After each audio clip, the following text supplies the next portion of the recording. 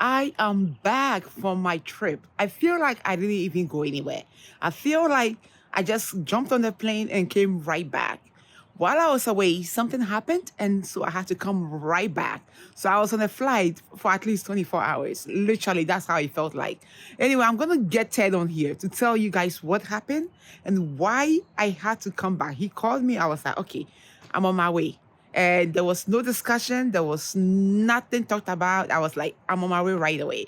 So let's get him on here to tell you guys what happened and why I had to come back so fast. So I was just telling them I had to come back from the trip because something happened. You called me, and right away I had to jump on the flight and come right back. And I told them that I was going to call you on here to tell them why you had to call me, and I made a decision to come back. Nothing is private these days. Nothing We're is being private. vulnerable, guys. So and for those of you who don't, my wife went on a trip out of state, Yeah. and she had a ministry engagement that she was invited out to, and this was the first time that Proverbs and I were alone for an extended period of time. Yeah. It ended up being a lot longer than I thought. Initially, when we set this up, I thought it was going to be one overnight. Yeah. It was going to be 3 overnights. Yeah. I was like, okay, well, and this was the day before she left that I found that part out. So it was like, all right, God's got this, just like I said in the last video we said. Well, anyway, Veronica went there, and now she's back, here and back again, like it says in The Hobbit. So why did she rush back so quickly and cut her stay short? Well, I'll sort of walk you through how this went. Okay. Everything was going great the first day. Well, actually, because she left that evening on Thursday evening, was it? Yeah. Thursday Thursday evening. Yeah. Yeah, at 7 p.m. So all of the rest of that evening and even that night was really just fine. Proverbs did really well. She wasn't too upset. And she slept fine. She woke up a couple of times, and was wondering where mommy was, and she was looking for the breast, and she knows that I can't breastfeed her, but she's sort of like pulling at my shirt, like, where's the boobie, because she'll take Veronica's shirt and pull it down and just have a meal, right? And so she kind of was doing that half asleep a few times during the night, but for the most part, she slept fine. I just comforted her and helped her to get back to sleep and told her that mommy will be back in a couple of days. We're having daddy-daughter time, and when the sun comes out in the morning, we can get up and we can say hi to the giraffes and the elephant, because we have some giraffe statues and an elephant statue. She liked to say good morning to those things. So just trying to ground her in things that she's familiar with and that she enjoys. And so it all worked. And the next day, honestly, was just a home run from start to finish. I made her breakfast. She was watching her show. I got her bathed. We've got a little sea creature mat that we put down in the bathtub, and it has these little starfish and things like that. She just loves that. And she stands on it. It's like, Proverbs, you want to swim with the sea creatures? And so got her bath, and everything was great. The whole day, honestly, we went outside, went and got the mail, looked at the neighbor's flowers, on and on and on. We've got a light bulb going out here. And anyway, so the long and the short of it is everything was going fine. I thought, well, I just get to brag, right? Because Veronica was a little bit worried that things wouldn't go well. And I was thinking to myself, man, best dad in the universe award goes to me. And here Father's Day was coming up that Sunday. So I thought, boy, I'm going to get a real good present for this Father's Day, because I just you still are. His present is still on the way. Oh, okay, yeah. See, no, I screwed this up. See, I didn't even get a gift. I had to make it up to get a gift. I ordered his gift. It took forever. I'm just teasing. So I've got something coming. But anyway, so I thought that this was just going to be nailed. But what ended up happening was the following day. Yeah. Everything changed. So the night was okay, but the following morning, it was just really obvious after we said hello to the giraffes and the elephant that there was something going on with Proverbs. And I thought, is she getting sick? I tried to take her temperature on the forehead, and she just wasn't having it. She would flail, she'd knock it out of my hand. She didn't want to eat breakfast. She was crying a lot. Yeah. She just, honestly, she felt a little bit warm, but not bad. But I couldn't get an accurate temperature because she was just so upset. And so I ended up calling Veronica because I thought, well, I don't want to ignore this, and maybe she's feeling the detachment woes. You know, maybe she's wondering at this point, where is mommy? She did FaceTime with her a couple of times the previous day. And she loved that. Yeah, and she loved that. And she normally does. When we FaceTime her, when I FaceTime with her, if I'm out somewhere, she'll laugh and giggle and get really excited. But I thought to myself, well, she's upset. That's probably what's happening. She's probably missing mom. And at this point, she's like, okay, guys, I was game for a little while. You kept saying mommy was coming home. But now, where is she? It's been a long time. I miss mommy. I miss the breast milk. I'm feeling maybe abandonment is what I'm thinking. So I thought, I'm going to call Veronica. I know she's got some church to do, and I don't want to mess up her mood. But if Proverbs sees Veronica, maybe she'll snap out of it. Because it had been a little while since you'd FaceTimed with her at that point. Because you were busy. I was busy, yeah. And so I called up Veronica, and Proverbs was sitting on my lap, and she just kind of had her head down like this. Yes, that broke me. When I tell you that broke my heart, that broke my heart. That very moment, I was like, okay, no. I don't know how other people do it, but that is not me, and that is not the standard I'm trying to set for my child. And that was my very first time going away. But when I was trying to say hi to her and she moved her head to the side, I knew she was upset. I knew she was feeling sad. She was questioning where I was.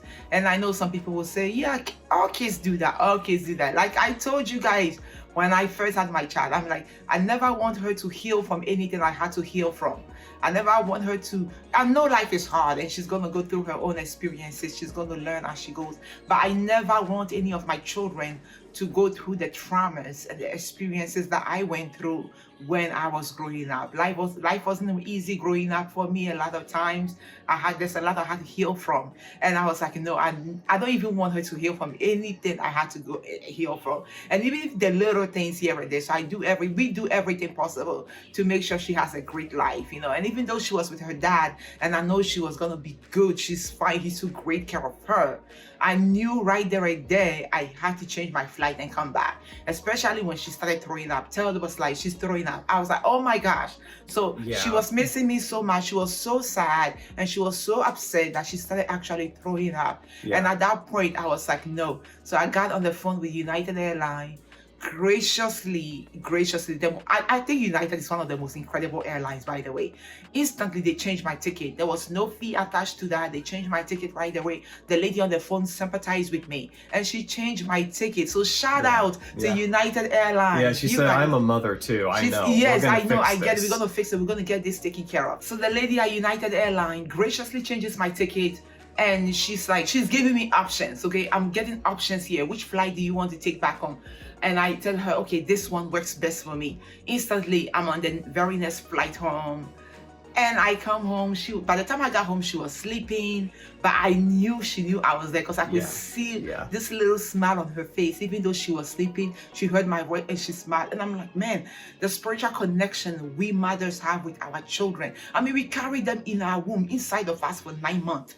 They are inside of our wombs for 9 months. And so I get that connection. When they come out into the world, they are on their own and God is taking care of them, even from the womb until, you know, they come out, God is taking care of them. And I know that God was taking care of them. But I've also been given an earthly responsibility by God to also be here and care for her. And so whenever a situation presents itself, if I can make arrangement, if I can make it possible to be here for her, I will do that. And so that's exactly what I did. And as soon as Ted was like, she threw up, I wasn't going to question it. I changed my flight, communicated with my people I was working with that I needed to communicate with, and I got on the next flight over. We did all the prayers we needed to do, and I knew she was okay in my heart. But I just wanted to be here for her. Absolutely. And I just wanted to, you know, to hold her, for her to know that mommy is here. I didn't go anywhere. And I, you know, this got me really thinking how difficult it is when, you know, a parent is in the life of a child and that parent passes on.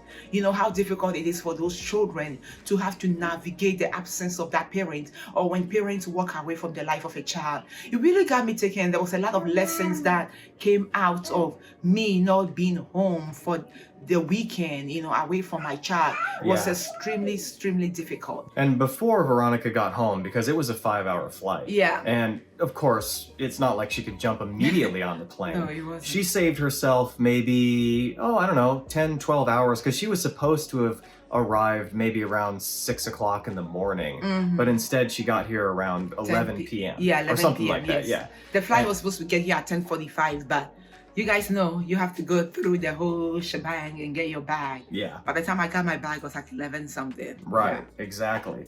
So before then, though, I had to figure out how I was going to get Proverbs to feel better while she was still waiting for Veronica, even though she was on her way. Yeah. And so I thought to myself, well, my sister Ashley is saint. a wonderful mother, and she has lots of kids. Yeah. And if anybody can turn this around right now, it'll be her. Yes. So I brought Proverbs over to her house, and I said, Auntie Ashy? Because Proverbs knows. Loves her. And she's like, yes. Yes. And so we went over there, and Ashley has maybe a 5-year-old. He's 5 now. Ethan is 5. Ethan's 5-year-old son, and they just get along so well. Yeah. And so as soon as I got over there, Proverbs started perking up and feeling better, and it really helped. But nothing helps like Mommy, and when Mommy arrived, everything was better. Like Veronica said, Proverbs was fast asleep because this was 11 o'clock. The airport was really busy when we went to pick her up. And her bedtime is normally around 8:30. Yeah. Sometimes earlier, but 8:30, she's ready to go to bed. Anything after that, she's like, no, I don't want to deal with it. Yeah, exactly. And so anyway, Mom came and saved the day, but there were a lot of lessons learned. It wasn't a complete disaster. Honestly, things were fine. She actually went to the events that she was going to go to. I missed a few of them, but I got the most out of it I was supposed to. But I want to commend you, Ted. You are amazing. Like I always say, I hate the jackpot. When I meet my husband, I absolutely hate the jackpot. You're a great father. You were so patient with her. You were so patient with me. Just being away, navigating everything. You were understanding. And even when I got here, you were still pulling up to pick me up. And I was like, I haven't gotten my bag yet. You were so patient. You were like, okay, you get your bag and you come out. Everything was just the way it was supposed to be. And I'm just so grateful to you for everything that you do for our family. You are truly incredible. And I'm just so grateful, you guys. I'm so grateful. I'm still tired. I'm still recovering. The whole journey. You can probably tell she's still recovering. I'm still recovering. And she slept in today and yesterday, actually. Yes, I did. And I'll never forget, one of her good friends always said that she excels in relaxing. But ever since we had Proverbs, she hasn't been able to excel in her relaxing. No.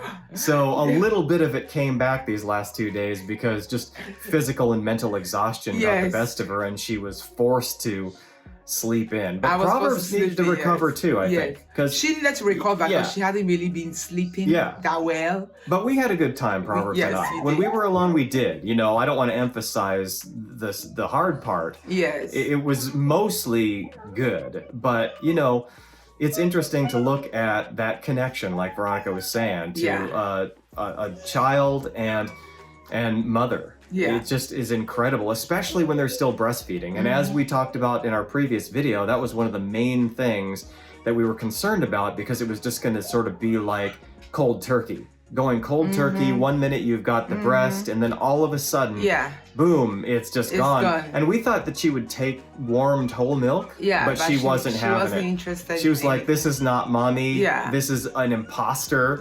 I don't want to drink this. Because sort of like maybe in her mind, it was like, if I drink this, I'm admitting that Mom's maybe never coming back. Because it's something else. It's not Mom's milk. It's something else.